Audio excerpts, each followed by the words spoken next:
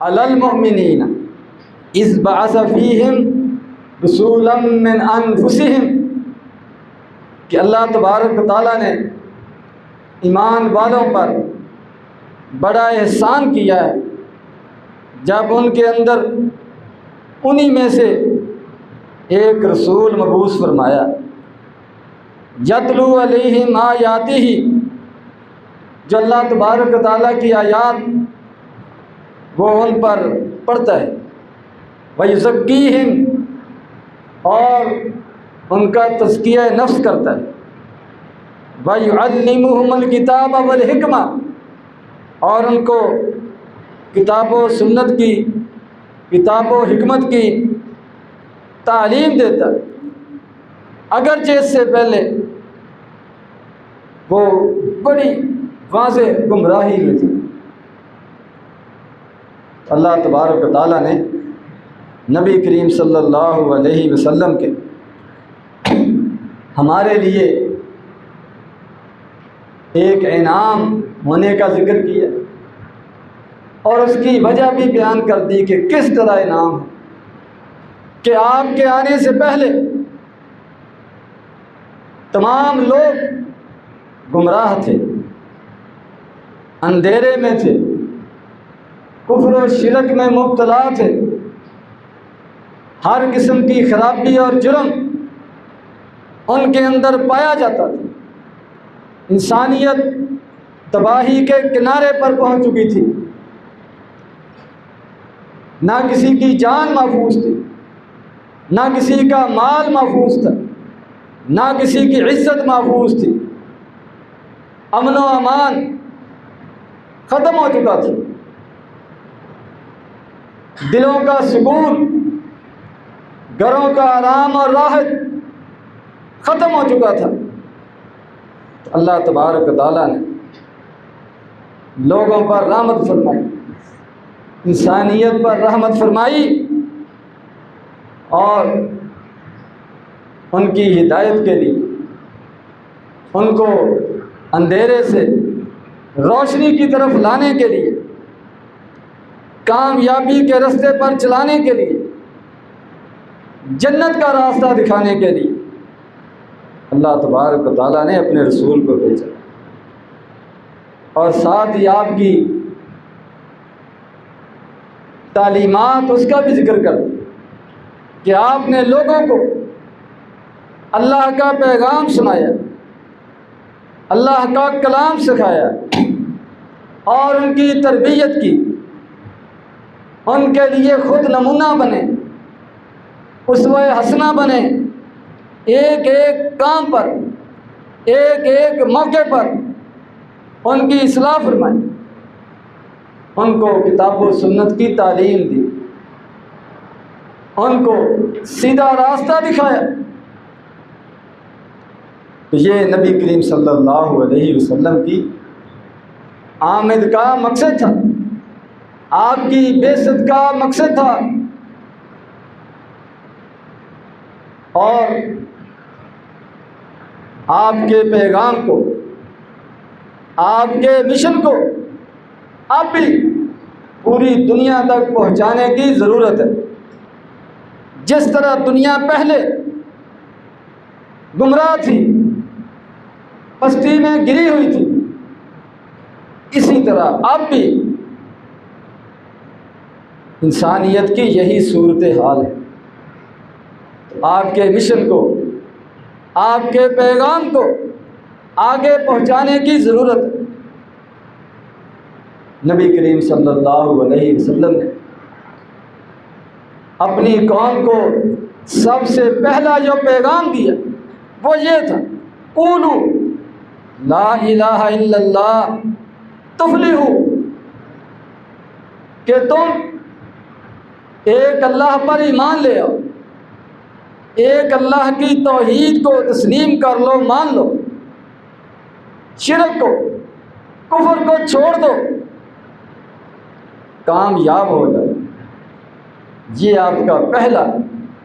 اور سب سے بڑا پیغام تھا، اور اب بھی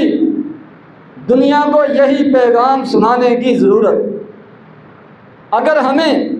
نبی کریم صلی اللہ علیہ وسلم سے محبت ہے، تو پھر ہمیں آپ کا پیغام یہ دنیا تک پہنچانا ہو، آدھی سے زیادہ دنیا، اکثریت دنیا کی آبادی کی، دنیا کے ملکوں کی اکثریت اپنے رب کو نہیں پہچانتی، شرک اور کفر میں مبتلا ہے، توحید کا ان کو علم نہیں ہے۔ تو نبی کریم صلی اللہ علیہ وسلم سے محبت رکھنے والوں پر لازم ہے کہ وہ یہ پیغام اس دنیا تک پہنچائیں۔ قولوا لا الہ الا اللہ تفلحوا، کہ لا الہ الا اللہ کہہ دو، ایک اللہ کو مان لو، غیر اللہ کو چھوڑ دو، شیطان کے رستے کو چھوڑ دو، دنیا پرستی کو چھوڑ دو، اپنے رب کو پہچانو اور اس کو راضی کر لو، تفلحوا، تم کامیاب ہو جاؤ۔ نبی کریم صلی اللہ علیہ وسلم نے جب مکہ مکرمہ فتح کیا، اس وقت مشرکین کا ہولڈ تھا، ان کا قبضہ تھا، اور بیت اللہ کے اندر ارد گرد توحید کے مرکز کے اندر اللہ کی عبادت کی سب سے پہلی عبادت گاہ کے اندر بت ہی بت پڑے تھے، 360 کے قریب بت مسجد حرام میں، بیت اللہ میں، کچھ کعبہ کے اندر، کچھ کعبہ کے باہر رکھے ہوئے تھے، اور ان کی پوجا ہوتی تھی، ان کی عبادت ہوتی تھی، ان سے مانگا جاتا تھا، ان کے سامنے جھکا جاتا تھا، ان کو نفع نقصان کا مالک سمجھا جاتا تھا۔ تو نبی کریم صلی اللہ علیہ وسلم نے جب مکہ مکرمہ فتح کیا، اللہ تبارک و تعالیٰ نے آپ کو طاقت عطا فرمائی، آپ کو اقتدار دیا، آپ کو وسائل دیے، تو آپ نے فوراً بیت اللہ کو بتوں سے پاک کیا، شرک کے نشانات مٹا دیے، خود اپنے ہاتھ سے چھڑی لگا لگا کر بتوں کو آپ نے گرایا، اور صحابہ کو حکم دیا کہ ان کو اٹھا کر باہر پھینک دو، یہ کسی کام کے نہیں ہیں، کسی فائدے کے نہیں ہیں، یہ بندے اور اس کے رب کے درمیان رکاوٹ ہیں، یہ لوگوں کو گمراہی کی طرف لے جانے کا سبب ہے، اللہ سے دور کرنے کا سبب ہے، ان کو یہاں سے صاف کر دیا جائے۔ تو آپ کا یہ پیغام اب بھی دنیا کو پہنچانے کی اور سنانے کی ضرورت ہے۔ اسی طرح آپ نے معاشرے کو پاکیزہ بنایا، ان کے اخلاق کو سنوارا، ان کے کردار کو اجلا کیا، اور ان کی زندگی مثالی اور نمونہ بن گئی۔ اور اب بھی آپ کے اسی پیغام کو عام کرنے کی ضرورت ہے۔ نبی کریم صلی اللہ علیہ وسلم نے فرمایا، لَيَكُونَنَّ مِنْ أُمَّتِي يَسْتَحِلُّونَ الْحِرَ وَالْحَرِيرَ وَالْخَمْرَ وَالْمَعَازِفَ، بخاری شریف کی فرمایا کہ آہستہ آہستہ لوگ گمراہی کی طرف چلے جائیں گے، کافر تو کافر، امت محمدیہ میں سے، مسلمانوں میں سے ایسے لوگ ہوں گے جو زنا کو حلال سمجھیں گے، ریشم اس کو حلال سمجھیں گے، شراب اس کو حلال سمجھیں گے، گانے بجانے کے آلات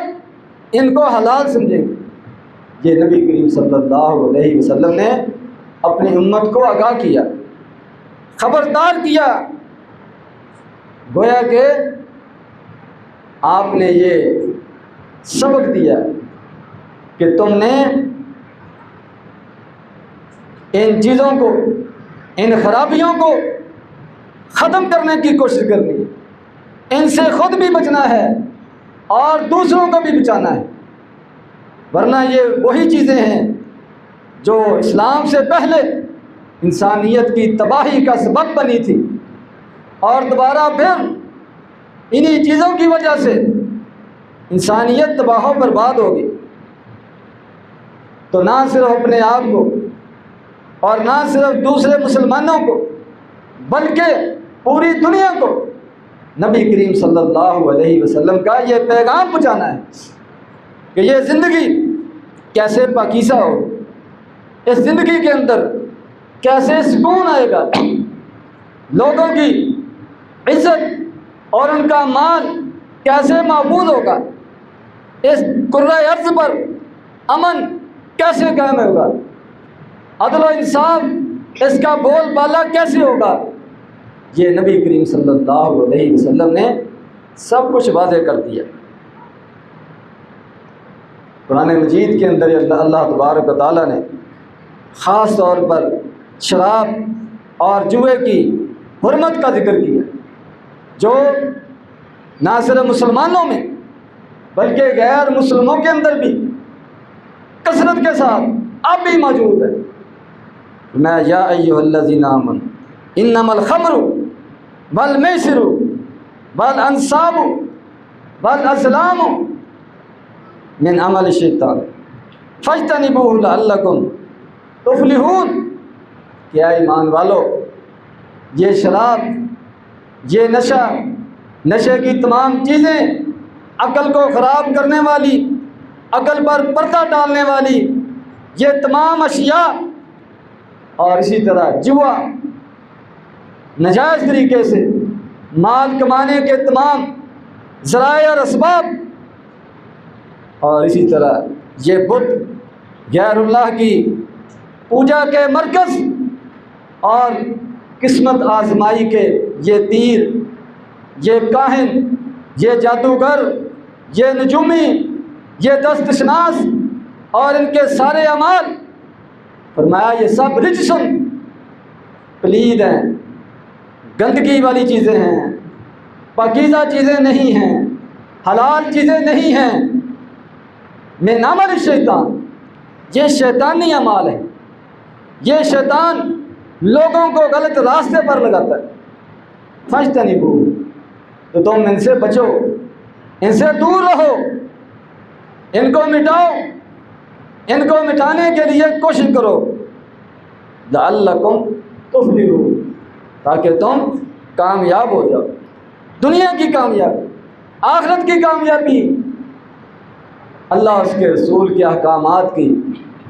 اطاعت فرما برداری میں ہے۔ اور نبی کریم صلی اللہ علیہ وسلم نے شراب کے بارے میں 10 قسم کے لوگوں پر لعنت کا ذکر کیا، فرمایا کہ صرف یہ نشہ کرنے والا، شراب پینے والا یہی مجرم نہیں ہے، یہی لعنت کا مستحق نہیں ہے، بلکہ اس کے جتنے بھی معاون ہیں، شراب بنانے والا، شراب بیچنے والا، پلانے والا، لے کر جانے والا، 10 قسم کے افراد کا نبی کریم صلی اللہ علیہ وسلم نے ذکر کیا، جو کسی بھی لحاظ سے اس کام میں، اس کاروبار میں شریک ہوتے ہیں، تعاون کرتے ہیں، سب کو مجرم قرار دیا۔ اور دیکھ لیں معاشروں کی حالت، مسلمان معاشروں کی حالت اور کافر معاشروں کی حالت، کہ ان کے اندر یہ چیز کس طرح جڑ پکڑ چکی ہے۔ تو اگر ہمیں نبی کریم صلی اللہ علیہ وسلم سے سچی محبت ہے تو آپ کا یہ مشن لے کر اٹھیں، آگے بڑھیں، اور دنیا کو، اسلامی معاشروں کو، غیر اسلامی معاشروں کو ان آلودگیوں سے، ان گندگیوں سے پاک کریں، اور پاک کرنے کے لیے محنت کریں۔ یہ نبی کریم صلی اللہ علیہ وسلم کا مشن ہے۔ آپ کی بعثت کا مقصد ہے کہ دنیا کو شرک سے پاک کیا جائے، دنیا کو جرائم سے پاک کیا جائے، تمام لوگوں کی جانوں کو محفوظ کیا جائے،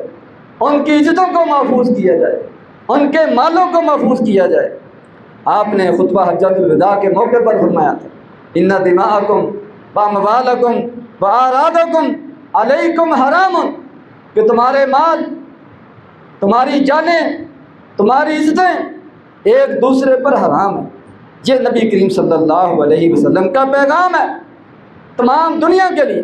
اور جب تک یہ پیغام عام نہیں ہو جاتا اور اس پیغام کو پوری دنیا تک پہنچایا نہیں جاتا، نافذ نہیں کیا جاتا، ہماری نبی کریم صلی اللہ علیہ وسلم کے ساتھ محبت یہ خالی دعویٰ ہے۔ آپ سے محبت کا تقاضا ہے کہ آپ کے مشن کو، آپ کے ایک ایک عمل کو، آپ کی ایک ایک سنت کو اپنایا جائے، عام کیا جائے، دوسروں تک پہنچایا جائے۔ تو دنیا کے اندر امن قائم کرنا، جانوں کو محفوظ کرنا،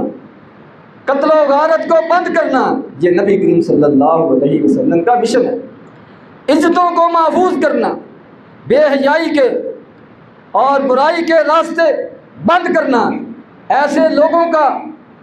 راستہ تنگ کرنا، ان پر پابندیاں لگانا، ان کو روکنا، یہ نبی کریم صلی اللہ علیہ وسلم کا مشن ہے۔ آپ کی بعثت کا بنیادی مقصد ہے عدل و انصاف، یہ بھی آپ کی تعلیمات میں سے ایک بنیادی تعلیم ہے۔ ایک مرتبہ کسی بنی مخزوم قبیلے کی عورت نے چوری کا جرم کیا، نبی کریم صلی اللہ علیہ وسلم نے اس کا ہاتھ کاٹنے کا حکم دیا۔ آپ کے پاس سفارش لائی گئی، یہ معزز خاندان کی عورت ہے، بڑے خاندان کی عورت ہے، خاندان والوں کے لیے بڑی یہ بے عزتی کا مقام ہے، بڑی ندامت اور پشیمانی کا مقام ہے کہ ان کی کسی عورت کا اس طرح ہاتھ کاٹ دیا جائے۔ تو نبی کریم صلی اللہ علیہ وسلم نے فرمایا، اگر میری بیٹی فاطمہ بھی چوری کرے تو میں اس کا بھی ہاتھ کاٹ دوں۔ تو یہ نبی کریم صلی اللہ علیہ وسلم کا پیغام ہے، یہ آپ کا مشن ہے، یہ آپ کی تعلیم ہے کہ سب کے ساتھ برابر کا سلوک کیا جائے، کوئی بڑا ہو کوئی چھوٹا ہو، سب کو ان کے جرم کی سزا دی جائے تاکہ معاشرے کے اندر امن قائم ہو، عدل و انصاف کا بول بالا ہو، کسی پر زیادتی نہ ہو۔ یہ نبی کریم صلی اللہ علیہ وسلم کا آپ کی آمد کا مقصد ہے۔ اور اسی طرح آپ نے فرمایا خطبہ حجۃ الوداع کے موقع پر، لا فضل لعربی علی اعجمی، کہ تمام انسان آدم علیہ السلام کی اولاد ہے، سب کا باپ ایک ہے آدم علیہ السلام، سب کی ماں ایک ہے حوا علیہ السلام، سب برابر ہیں، کسی کو کسی پر کوئی فوقیت حاصل نہیں، کوئی اعلیٰ اور ادنا نہیں ہے، سب برابر ہیں۔ اگر کوئی اعلیٰ ہے تو تقوی کی بنیاد پر، نیکی کی بنیاد پر، ایمان کی بنیاد پر ہے۔ جتنا زیادہ کوئی اللہ تبارک و تعالیٰ سے ڈرنے والا ہے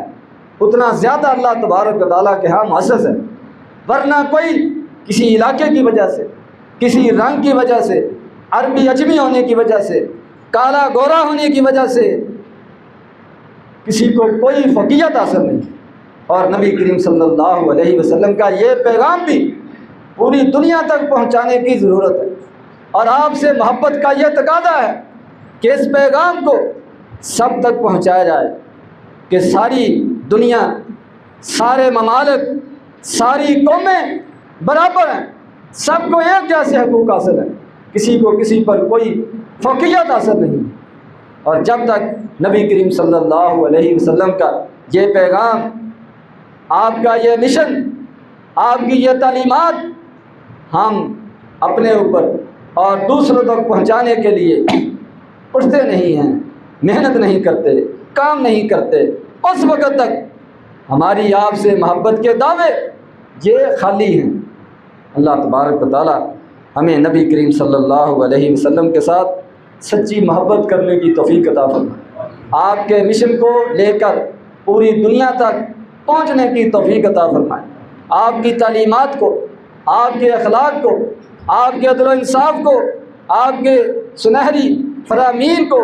امن قائم کرنے کے لیے آپ کی ہدایات کو تمام دنیا تک پہنچانے کے اللہ تبارک و تعالیٰ توفیق عطا فرمائے۔ وآخر دعوانا الحمدللہ رب العالمین۔